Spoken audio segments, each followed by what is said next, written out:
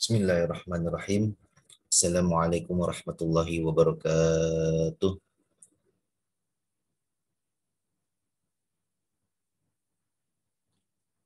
Alhamdulillahirabbil alamin. Asyhadu an la ilaha illallah wa asyhadu anna Muhammadar Rasulullah.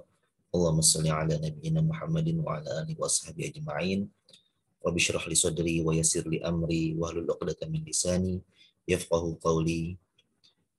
Allahumma rizqna fahman nabiyyin wa hifzal mursalin wa ilhamal malaikatil muqarrabin bi rahmatika ya arhamar rahimin. Teman-teman, kita lanjutkan kembali perkuliahan kita. Saat ini kita akan masuk ke materi ke-8. Pembahasan kita adalah tentang aliansi strategis antara koperasi dan UMKM.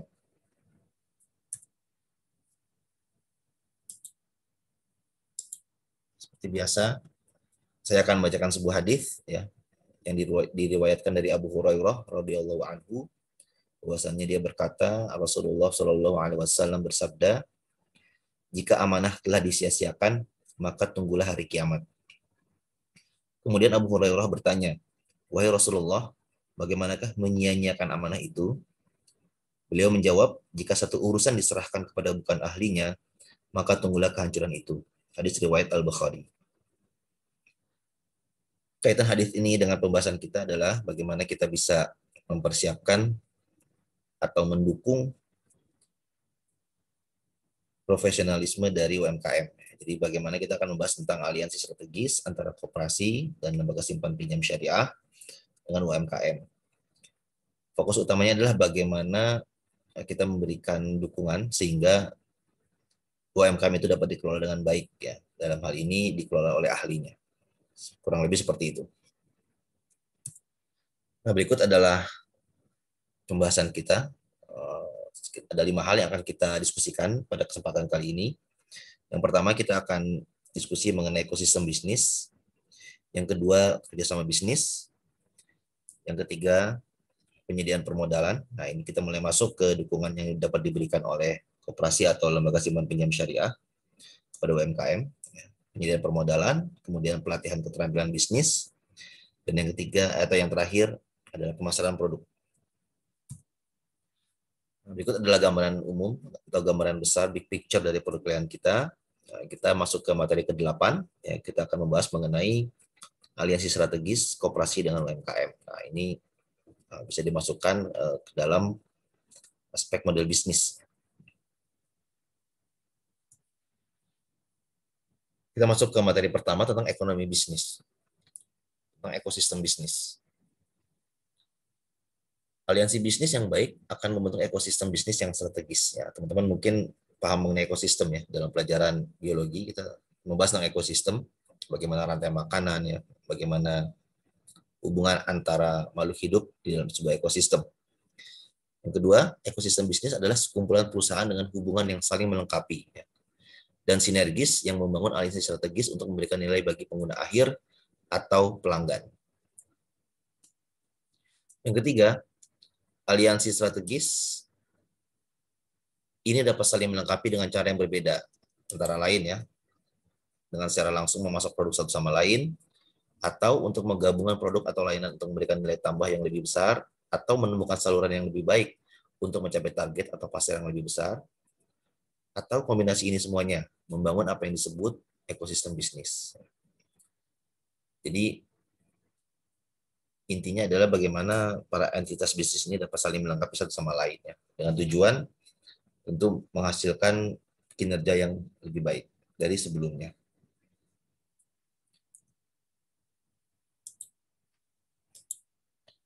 Nah, kalau kita bicara ekosistem bisnis, ya, ini ada contohnya adalah bagaimana ekosistem Gojek dengan ekosistem Tokopedia. Nah, kalau kita bisa lihat nih, karena sekarang itu kan teman-teman sebagaimana kita ketahui bahwa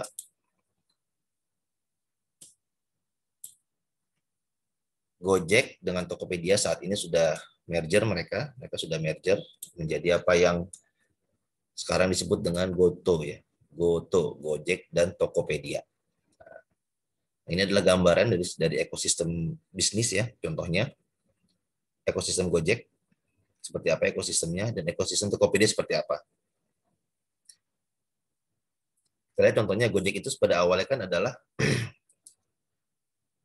transportasi ya, transportasi ya. Pertamanya adalah ojek lah ya, ojek, transportasi sepeda motor ya, ini ride hailing. Kemudian dia berkembang lagi menjadi GoPay, ada payment ya. Dia berkembang lagi menjadi kurir, ya. Ada GoSend. Dia berkembang menjadi konten ya. Dia berkembang menjadi taksi ya, kerjasama dengan Bluebird. Dan food atau makanan ya, ada GoFood ya. Jadi bagaimana caranya sebuah perusahaan Gojek ini dia bisa bekerja sama atau beraliansi dengan bermacam-macam entitas bisnis ya. Kalau kita bicara payment, dia bekerja sama dengan pihak perbankan misalnya. Dari sisi kurir ya, ini seperti perusahaan pengiriman ya, jasa pengiriman. Dari segi konten, taksi, food ya, bagaimana dia bisa bekerja sama dengan restoran-restoran dan seterusnya. Jadi ini adalah sebuah ekosistem yang didukung oleh perusahaan Gojek. Di sisi lain ada Tokopedia ya, kalau kita lihat Tokopedia di sini ada fintech ya, ada marketplace. Pertamanya mungkin awalnya Tokopedia adalah marketplace ya, tempat pasar ya, pertemunya antara penjual dengan pembeli ya. Ada awalnya marketplace, kemudian dia berkembang ke fintech, mungkin ada pembiayaannya. Dia berkembang juga ke logistik, ya, kerjasama dengan bermacam perusahaan perusahaan logistik ya, perusahaan kurir ya, perusahaan jasa pengiriman, ekspedisi. Di sini juga ada syariahnya, di sini ada digitalnya. Jadi memang digitalnya ini misalnya pembayaran online gitu ya, ada pembelian pulsa, kuota dan seterusnya. Jadi memang masuk juga dengan fintech ini. Jadi Tokopedia juga memiliki ekosistemnya sendiri ya, sama dengan Gojek. Ya, mungkin ekosistem ini ada yang sama, ada yang berbeda. Intinya adalah bagaimana sebuah bisnis ini, baik Gojek maupun Tokopedia, dia bisa membentuk sebuah ekosistem ya, sebuah kumpulan-kumpulan dari berbagai macam bisnis yang saling bekerja sama sehingga saling mensupport satu sama lain. Ya, seperti itu. Nah, ini dua raksasa ini kemudian merger ya menjadi GoTo ya. Jadi mungkin ini gambaran. Jadi bagaimana ketika kita berpikir tentang bisnis, kita harus berpikir tentang membangun sebuah ekosistem. Ekosistem. Jadi saling mensupport satu sama lain, baik itu dari sisi industri yang sama maupun industri yang berbeda ya. Kalau kita bicara Gojek misalnya, ini adalah transportasi, tapi di sini juga ada makanan. Nah, bagaimana dia menghubungkan nih antara transportasi dengan makanan, ya adalah terciptanya akhirnya di-create yang namanya GoFood. GoFood itu adalah membantu konsumen atau membantu pelanggan untuk mendapatkan makanan, untuk mendapatkan makanan dan minuman, food and beverage seperti itu, tanpa harus kemana-mana. Intinya itu kan, bagaimana seorang pelanggan itu, kita konsumen bisa mendapatkan makanan atau minuman ya, tanpa pergi kemana-mana, ya, cukup pakai aplikasi saja seperti itu. Ya, jadi ini adalah sebuah ekosistem bisnis ya, yang ini contohnya ya, seperti itu. Contoh lain misalnya ada Alibaba misalnya seperti itu ya. Dia juga membangun sebuah ekosistem. Kalau kita teman-teman tahu Alibaba ada finance-nya, ada logistiknya, ya, ada marketplace-nya dan seterusnya dan seterusnya. Ini kita lanjut. Setelah kita bicara ekosistem, kita masuk ke kerjasama bisnis ya. Jadi ekosistem itu bisa terjadi karena ada kerjasama dalam bisnis. Nah, kerjasama dalam bisnis adalah sebuah keniscayaan. Arti sesuatu yang sangat dibutuhkan, sangat sesuatu yang pasti. Karena tidak ada perusahaan yang mampu melayani seluruh pelanggan.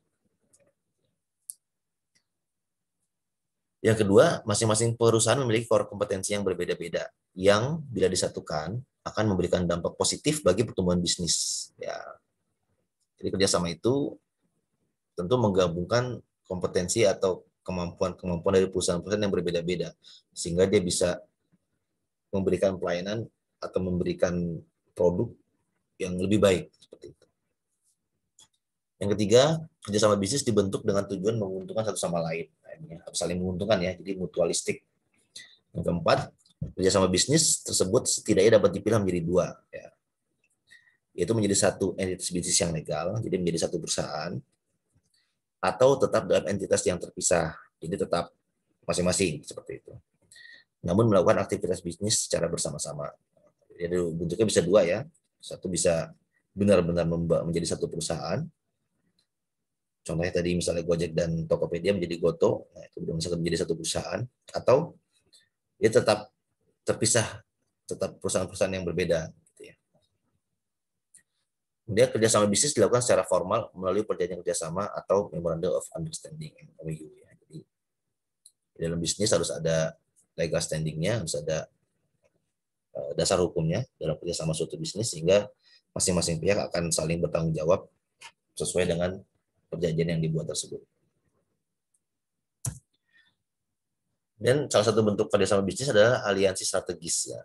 Kalau secara definisi, aliansi strategis adalah kesepakatan secara sukarela antara perusahaan yang mencakup pertukaran atau pembagian dalam hal produk, teknologi, atau pengembangan pelayanan. Nah, definisi lain juga aliansi adalah kesepakatan antara dua atau lebih perusahaan berdasarkan pertukaran tanpa adanya kepemilikan bersama. Entitas atau perusahaan tetap terpisah, kan tadi ya. Dia tidak menjadi satu perusahaan, tapi tetap perusahaan yang berbeda. Yang ketiga, aliansi adalah perjanjian kerjasama atau asosiasi antara dua atau lebih perusahaan untuk jangka waktu tertentu dengan tujuan meningkatkan kompetensi. Jadi masing-masing punya kompetensi masing-masing, digabungkan ya, dikerjasamakan, sehingga kerjasama ini memberi peluang kepada mereka untuk memadukan sumber daya dan upaya guna mencapai hasil yang lebih baik. Faktor dasar pembentukan aliansi, ya, ada peluang, ya, ada kebutuhan, dan ada waktu atau kecepatan. Jadi aliansi strategis ini terbentuk ya dengan tujuan untuk memberikan peluang kepada mereka untuk hasil yang lebih baik. Gitu ya. Istilahnya bersatu kita teguh, bercerai kita runtuh. Gitu. Jadi kalau kita gabung, tentu kita memiliki kompetensi yang lebih lengkap sehingga kita bisa memberikan pelayanan ataupun produk yang lebih baik kepada pelanggan.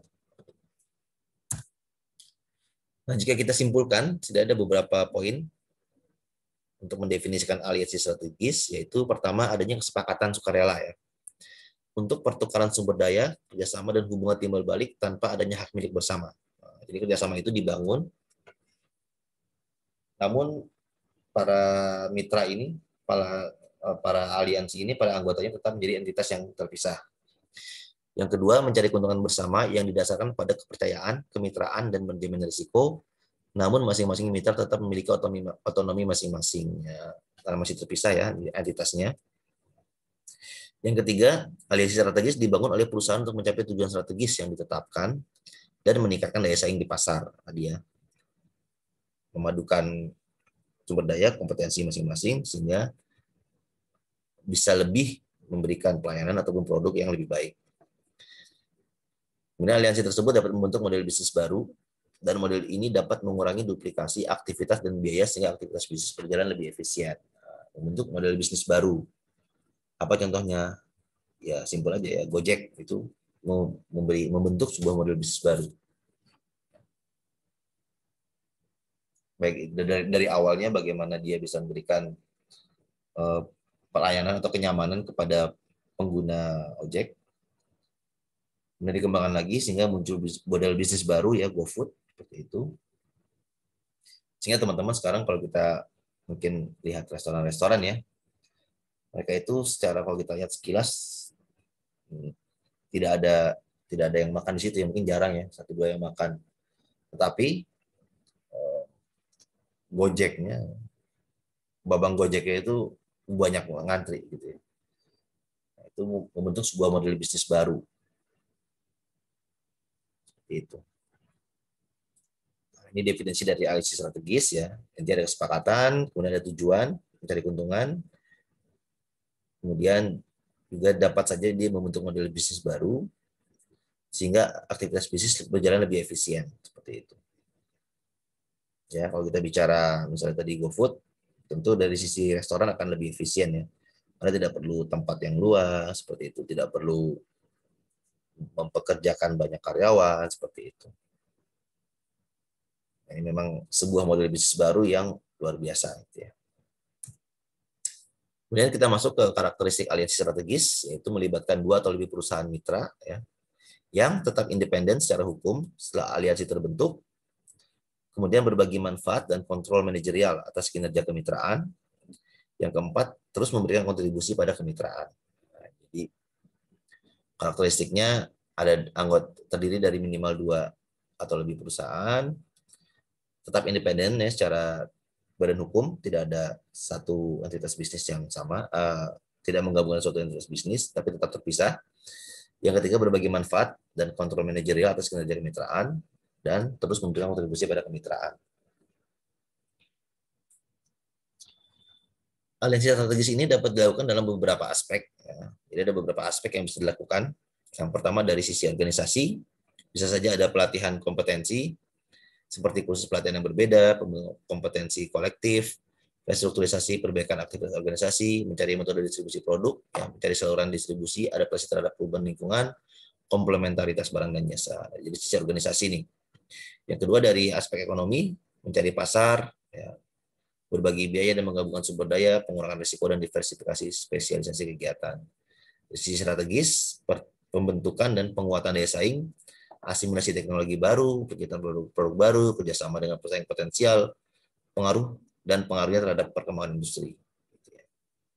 Dari sisi politik juga bisa, pengembangan standar teknis, penghapusan pembatasan untuk peraturan hukum. Ya, jadi mungkin di sisi politik mungkin ada satu peraturan misalnya perusahaan asing harus bermitra dengan perusahaan lokal, nah itu bisa dibentuk suatu aliansi strategis ya untuk masuk ke pasar Indonesia. Seperti itu. Dan dalam konteks koperasi dan lembaga simpan pinjam syariah dan UMKM sebagai target utama pasarnya, pertanyaannya adalah bagaimana membangun aliansi strategis antara koperasi atau lembaga simpan pinjam syariah dengan UMKM agar masing-masing dapat meningkatkan performa bisnis. Ya, jadi bagaimana nih koperasi atau LSPS ini membentuk sebuah aliansi strategis dengan UMKM karena memang pasar utama dari koperasi dan LSPS ini adalah UMKM. Nah, ini masuk ke pembahasan kita. Yang pertama, kalau kita lihat pola hubungan antara koperasi dan LSPS dengan UMKM ini memiliki hubungan yang timbal balik ya. Karena UMKM itu adalah pasar utama dari koperasi atau LSPS. Pertumbuhan UMKM dapat mendukung pertumbuhan koperasi LSPS dan demikian juga sebaliknya. Jadi ada hubungan timbal balik. Setidaknya terdapat 3 bentuk aliansi strategis yang dapat dijalankan, yaitu penyediaan permodalan, pelatihan kompetensi bisnis, dan pemasaran produk. Ini hubungannya saling timbal balik. Koperasi memiliki kepentingan terhadap perkembangan bisnis UMKM. Demikian juga sebaliknya ya. Oke, kita masuk ke materi pertama ya, penyediaan permodalan. Nah, jadi aktivitas utama koperasi LSPS adalah memberikan pembiayaan atau modal. Ya, ini kita lihat karena adalah sebagai lembaga keuangan, maka produknya adalah pembiayaan, jasa keuangan, memberikan pembiayaan atau modal kepada UMKM. Kemudian UMKM akan mengembalikan modal tersebut, ya, baik pokok dan margin ataupun bagi hasil. Kalau seperti ini, maka akad yang digunakan antara lain adalah murabahah, berarti dia mendapatkan margin, koperasi, atau mudorobah atau musyarakah, nah, berarti dia mendapatkan bagi hasil. UMKM akan mengembalikan dalam bentuk pokok ditambah margin atau bagi hasil. Jika pengembalian UMKM tidak sesuai kontrak, maka akan mengganggu operasional koperasi LSPS. Nah, jadi di sini koperasi memiliki kepentingan bagaimana UMKM ini bisa mengembalikan pembiayaan yang diberikan, gitu ya, baik dalam bentuk margin dan bagi hasil atau bagi hasil. Gitu ya. Kenapa butuh margin atau bagi hasilnya? Supaya koperasi ini terus berkembang, asetnya terus bertumbuh ya, tingkat pembiayaan terus bertumbuh, penyaluran pembiayaan terus bertumbuh, pengalaman semakin besar. Seperti itu. Dari sisi lain UMKM, ketika koperasi dan LSPS ini semakin besar, maka jumlah pembiayaan yang bisa diberikan pun semakin besar, sehingga UMKM ini bisa mengembangkan usahanya. Jadi saling timbal balik nih. Oleh karena itu koperasi LSPS mempunyai kepentingan terhadap kemauan dan kemampuan UMKM dalam mengembalikan pokok dan margin bagi hasil. Jadi saling yang berbalik lah ya. Sama-sama berkepentingan terhadap perkembangan dari masing-masing mereka antara koperasi maupun UMKM. Nah, ini kalau kita lihat karena koperasi LSPS mempunyai kepentingan terhadap kemauan dan kemampuan UMKM dalam mengembalikan pokok dan margin atau bagi hasil, maka koperasi LSPS dapat berperan dalam mengembangkan bisnis UMKM tersebut. Nah, jadi poinnya kan di sini kan. Bagaimana UMKM ini bisa mengembalikan pokok plus margin dan bagi hasil sesuai dengan kontrak yang diperjanjikan. Seperti itu. Nah, sebenarnya ada dua hal yang bisa disupport dari koperasi LSPS ini. Setidaknya dia bisa memberikan pelatihan keterampilan bisnis, ya, dan juga membantu pemasaran produk dari UMKM. Seperti itu. Jadi pertama dari sisi permodalan, dukungan permodalan, kemudian agar modal ini bisa balik, ya, bisa balik modal plus margin dan bagi hasil, ya, supaya asetnya bertumbuh, maka koperasi dan LSPS ini bisa mensupport UMKM dari sisi pelatihan keterampilan bisnis dan juga membantu pemasaran produk. Seperti itu. Kita masuk ke pelatihan keterampilan bisnis, ya. Jadi dari sisi koperasi dia akan memberikan pelatihan keterampilan bisnis pada UMKM. Kemudian imbal baliknya adalah UMKM dapat meningkatkan profesionalisme dan kinerjanya. Jadi tujuannya adalah bagaimana koperasi LSPS dapat berperan dalam meningkatkan profesionalisme dari UMKM, ya, sehingga berdampak pada peningkatan kerja bisnis dari UMKM. Seperti itu.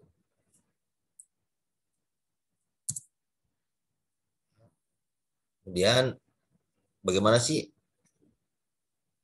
koperasi LSPS dapat mensupport keterampilan bisnis, ya? Setidaknya ada 4 fungsi utama dalam bisnis. Dari sisi HR atau personalia, ya, tujuannya adalah bagaimana meningkatkan keterampilan karyawan atau karyawati. Dari sisi pemasaran, ya, baik dari sisi strategi maupun penjualan. Dari sisi operasi, proses produksi dan distribusi contohnya. Dan dari sisi keuangan, pencatatan dan pelaporan akuntansi. Nah, ini tujuannya adalah peningkatan profesionalisme dan kinerja dari UMKM. Ya.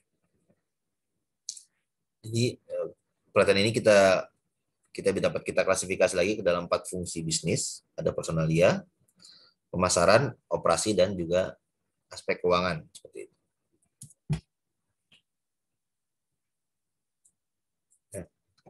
Ini adalah contoh pelatihan yang dapat diberikan kepada UMKM. Notes-nya adalah selain teori, perlu juga dilakukan monitoring dari pihak koperasi LSPS. Jadi selain memberikan pelatihan secara teoritis, koperasi dan LSPS ini juga bisa melakukan monitoring. Jadi bagaimana nih perkembangan dari UMKM tersebut. Di sisi personalia, koperasi LSPS bisa memberikan pelatihan yang bagaimana teknik merekrut karyawan-karyawati, ya. Tujuannya adalah bagaimana UMKM ini bisa memiliki SDM yang berkualitas. Dari sisi pemasaran, mungkin bisa dilakukan pelatihan tentang digital marketing. Ya. Tujuan akhirnya adalah peningkatan penjualan. Di sisi operasi, bagaimana penyusunan SOP, ya. Mari itu sudah kita bahas SOP, Standard Operating Procedure, sehingga proses kerja itu bisa berjalan sesuai standar atau benar, ya. Jadi meskipun ada perubahan karyawan, ya, namun prosesnya tetap dilakukan secara sama, secara seragam, karena ada standar yang dibuat dalam bentuk SOP tadi. Kemudian yang keempat, dari sisi keuangan, bisa dilakukan pelatihan tentang pembuatan laporan keuangan, ya, supaya transaksi tercatat dengan baik. Jadi mungkin salah satu permasalahan UMKM adalah bagaimana karena mungkin ini perusahaan perorangan gitu, ya, kemudian juga perusahaan keluarga, artinya secara pencatatan laporan keuangan pun mungkin kurang rapih gitu, ya. Nah, dari sisi koperasi dan LSPS ini kita bisa mensupport pelatihan tentang bagaimana membuat laporan keuangan. Tujuannya adalah agar transaksi tercatat dengan baik. Jadi setelah kita melakukan pelatihan keterampilan bisnis ini, kita berharap bahwa proses kerja yang sesuai standar dan juga SDM berkualitas dari UMKM ini akan mampu mencapai tujuan pelatihan. Apa tujuan pelatihannya? Yaitu peningkatan profesionalisme dan kinerja dari UMKM. Jadi ada dua hal yang penting, profesionalisme dan kinerja ya. Karena ujung-ujungnya adalah kinerja dari UMKM itu. Ya, apa sih kinerjanya? Ya profit seperti itu ya. Karena dia profit, dia bisa mengembalikan pembiayaan yang diberikan oleh koperasi dan SPS. Kemudian selain peningkatan keterampilan bisnis, ya koperasi dan SPS juga bisa mensupport dari sisi pemasaran produk. Kita bicara sedikit pemasaran. Pemasaran atau marketing berbeda dengan penjualan atau sales ya. Jadi ini dua hal yang berbeda, walaupun keberhasilan pemasaran diukur dengan angka penjualan. Kalau secara definisi, marketing adalah aktivitas tentang mengidentifikasi dan memenuhi kebutuhan atau keinginan manusia dan sosial. Marketing dapat didefinisikan secara singkat, itu memenuhi kebutuhan dengan cara yang menguntungkan, meeting needs profitably. Jadi marketing itu lebih abstrak ya dibandingkan sales. Ya. Kalau kita bicara marketing, kita bicara value, kita bicara needs, kita bicara wants, keinginan, kita bicara strategi. Ketika kita bicara penjualan, itu lebih konkret. Ya. Berapa sih produk yang berhasil dibeli, seperti itu ya. Kurang lebih seperti itu. Nah, dua-duanya saling berkaitan satu sama lain. Nah, ini mungkin sedikit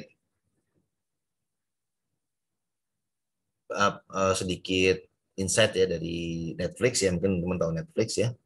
Ini adalah layanan streaming berlangganan untuk menonton acara TV dan film menggunakan perangkat yang terhubung dengan internet.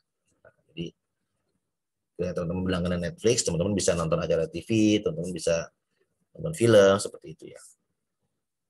Pertanyaannya, ini kaitan dengan marketing, dengan pemasaran, apa yang dipasarkan atau dijual oleh Netflix ya, dan siapa kompetitornya?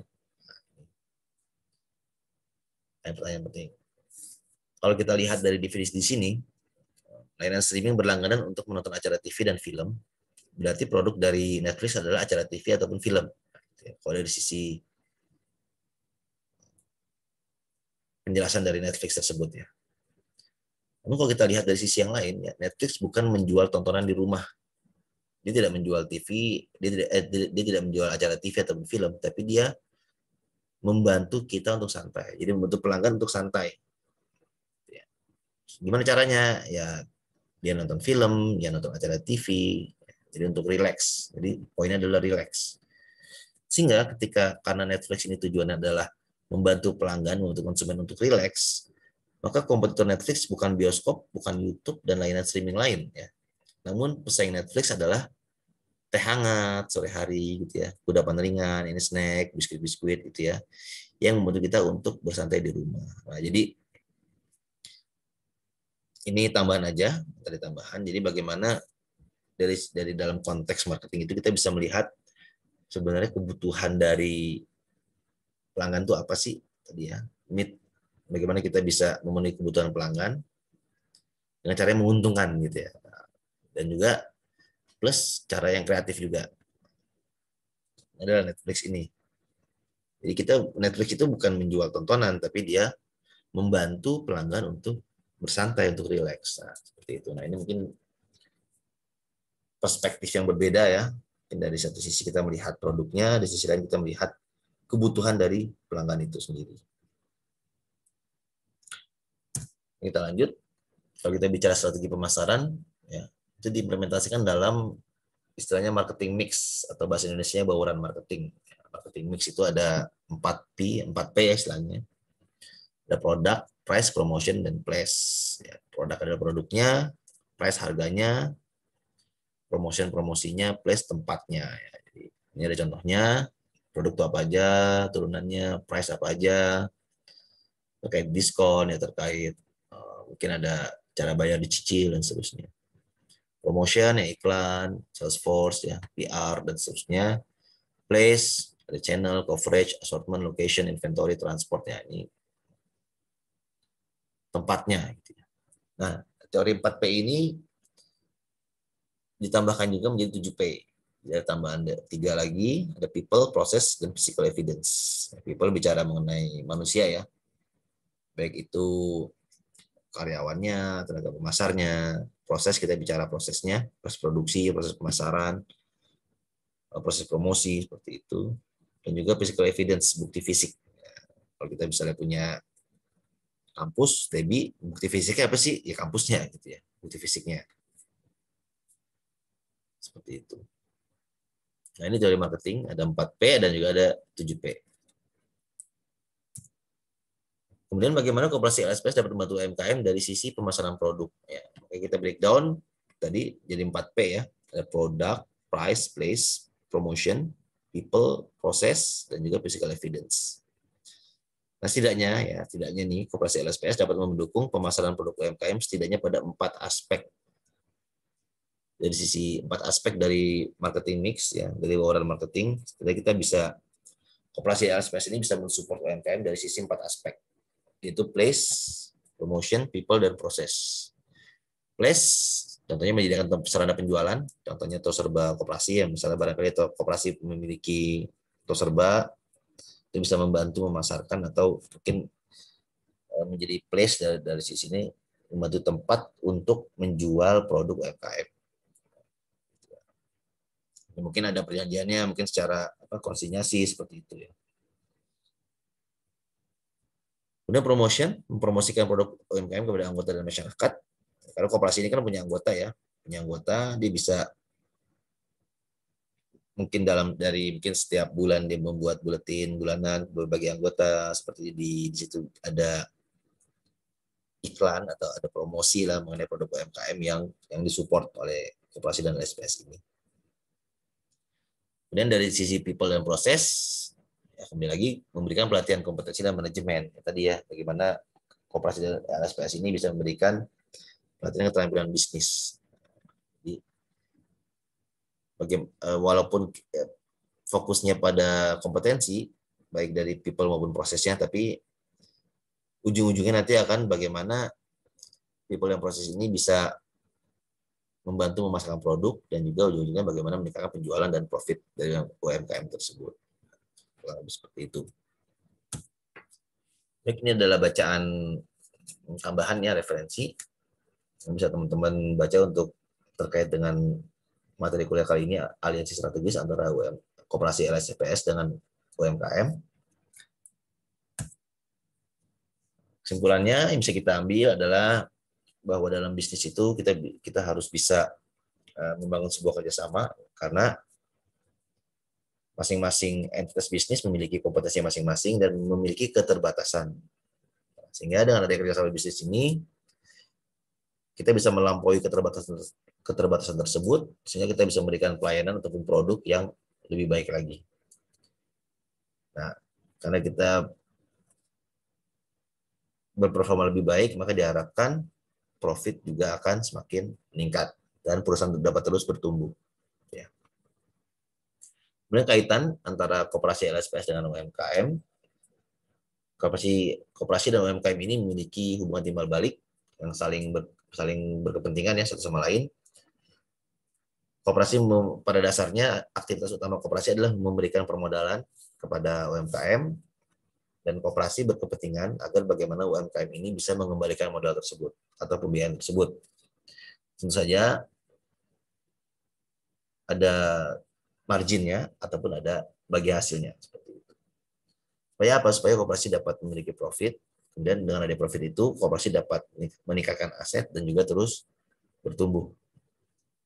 Makin bertumbuhnya koperasi, maka semakin besar juga dukungan yang didapatkan oleh UMKM. Seperti itu. Lebih besar modal yang bisa diberikan gitu ya. Tadinya mungkin plafonnya hanya 10 juta, tapi karena koperasi ini terus berkembang, mungkin koperasi bisa memberikan pembiayaan sampai 50 juta. Dengan ada modal yang 50 juta ini, UMKM bisa dapat terus berkembang seperti itu. Nah, itu pola awal seperti itu.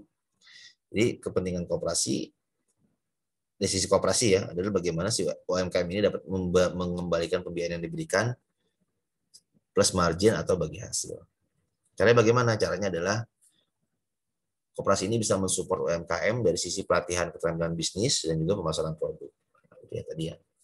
Di konteks itu, sehingga diharapkan UMKM dapat meningkatkan profesionalismenya dan kinerjanya gitu ya. Plus dukungan pemasaran produk, sehingga selain proses yang berkualitas, pemasaran pun bisa lebih disupport sehingga penjualan bisa meningkat dan profit yang didapat UMKM dapat menjadikan UMKM tersebut terus bertumbuh gitu ya.